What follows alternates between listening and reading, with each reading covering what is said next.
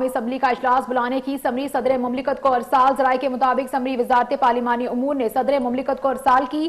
कौमी असम्बली के इजलास के लिए 26 से 28 फरवरी की तारीख तजवीज की गई है। नौ मुंतखब कौमी असम्बली की रजिस्ट्रेशन का काम तेजी से जारी है। कौमी असम्बली का इजलास बुलाने की समरी सदर मुमलिकत को अरसाल कर दी गई है। समरी वजारत पार्लिमानी उमूर ने सदर मुमलिकत को अरसाल की है। कौमी असम्बली के इजलास के लिए 26 से 28 फरवरी की तारीख तजवीज की गई है।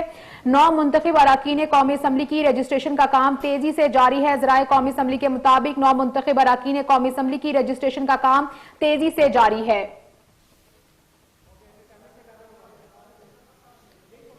नाज़रीन, यहाँ पे आपको अपडेट कर रहे हैं। जराये कौमी असम्बली के मुताबिक कौमी असम्बली का इजलास बुलाने की समरी सदर मुमलिकत को अरसाल। समरी वजारत पार्लिमानी उमूर ने सदर मुमलिकत को अरसाल की है। कौमी असम्बली के इजलास के लिए 26 से 28 फरवरी की तारीख तजवीज की गई है। 9 मुंतखब अराकीन कौमी असम्बली की रजिस्ट्रेशन का काम तेजी से जारी है।